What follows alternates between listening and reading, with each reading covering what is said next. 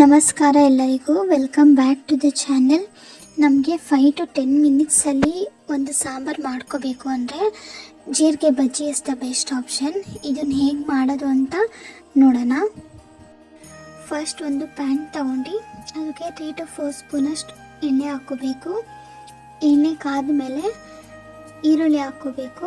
ಈರುಳ್ಳಿ ಸಣ್ಣಕ್ಕೆ ಕಟ್ ಮಾಡೋಂಥ ಅವಶ್ಯಕತೆ ಏನಿಲ್ಲ, ದಪ್ಪಗೆ ಕಟ್ ಮಾಡಿ ಹಾಕ್ಕೊಳ್ಳಿ. ಯಾಕಂದರೆ ಇದನ್ನು ನಾವು ಫ್ರೈ ಮಾಡ್ಕೊಂಡ್ಮೇಲೆ ರುಬ್ಕೊತೀವಿ. ಅದರಿಂದ ಈರುಳ್ಳಿ ಚೆನ್ನಾಗಿ ಗೋಲ್ಡನ್ ಬ್ರೌನ್ ಆಗೋ ತನಕ ಫ್ರೈ ಮಾಡ್ಕೋಬೇಕು.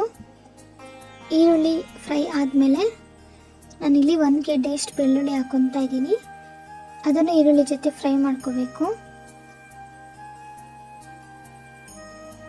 ಇದೆರಡು ಫ್ರೈ ಆದಮೇಲೆ ಮೆಣಸು ಮತ್ತು ಜೀರಿಗೆ ಸೇರಿಸ್ಕೊಂಡು 1-2 ಮಿನಿಟ್ಸ್ ಮೀಡಿಯಮ್ ಫ್ಲೇಮಲ್ಲಿ ಫ್ರೈ ಮಾಡ್ಕೋಬೇಕು.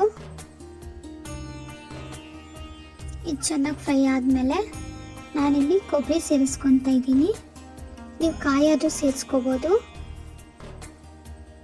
ಎರಡು ಸೇಮ್ ಟೇಸ್ಟೇ ಬರುತ್ತೆ. ಅದನ್ನು 1-2 to 3 ಮಿನಿಟ್ಸ್ ಫ್ರೈ ಮಾಡ್ಕೋಬೇಕು.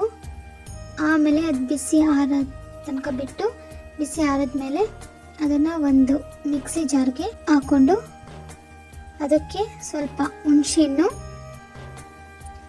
ಆಮೇಲೆ ಸಾಂಬಾರು ಪುಡಿ ಹಾಕ್ಕೊತಾ ಇದ್ದೀನಿ. ಇಲ್ಲಿ ಸ್ವಲ್ಪ ಕೊತ್ತಂಬರಿ ಸೊಪ್ಪು ಹಾಕ್ಕೊಂಡು ನೀರು ಸೇರಿಸ್ಕೊಂಡು ನುಣ್ಣಗೆ ರುಬ್ಕೋಬೇಕು. ನುಣ್ಣಗೆ ರುಬ್ಕೊಂಡ್ಮೇಲೆ ನನ್ನ ಸೈಡ್ಗೆ ಇಟ್ಕೊಳ್ಳಿ. ಆಮೇಲೆ ಅದೇ ಪ್ಯಾನ್ಗೆ ಸ್ವಲ್ಪ ತುಪ್ಪ ಸೇರಿಸ್ಕೊಂಡು ಅದಕ್ಕಾದ್ಮೇಲೆ ಸ್ವಲ್ಪ ಸಾಸಿವೆ ಮತ್ತು ಕರಿಬೇವು ಹಾಕ್ಕೋಬೇಕು. ಅದಾದಮೇಲೆ ಒಂದು 4 ಬೆಳ್ಳುಳ್ಳಿ, ಮೇಲೆ 1-2 ಒಣಮೆಣಸಿನ್ಕಾಯಿ ಹಾಕ್ಕೊಂಡು ಅದನ್ನು ಫ್ರೈ ಮಾಡ್ಕೋಬೇಕು.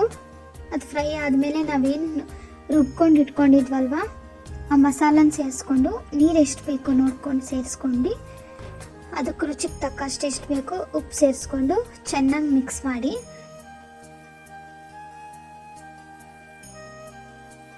ಚೆನ್ನಾಗಿ ಮಿಕ್ಸ್ ಮಾಡಿದ್ಮೇಲೆ ಒಂದು ಕುದಿ ಬರೋ ತನಕ ಬಿಟ್ಟರೆ ಸಾಕು. ಸಾಂಬಾರು ಥರ ಜಾಸ್ತಿ ಹೊತ್ತೇನು ಬೇಯಿಸೋ ಅವಶ್ಯಕತೆ ಇಲ್ಲ.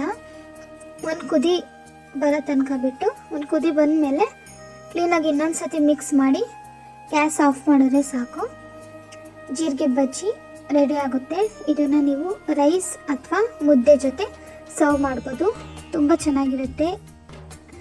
ಹೇಗಿತ್ತು ಅಂತ ಟ್ರೈ ಮಾಡಿ ಕಮೆಂಟ್ ಮಾಡಿ. ಈಗ ಇನ್ನೂ ಹೆಚ್ಚು ರೆಸಿಪಿಗಾಗಿ ಕುಕ್ ವಿತ್ ಪ್ರೀತಿಯಿಂದ ಚಾನಲ್ನ ಸಬ್ಸ್ಕ್ರೈಬ್ ಮಾಡ್ಕೊಳ್ಳಿ. Thank you.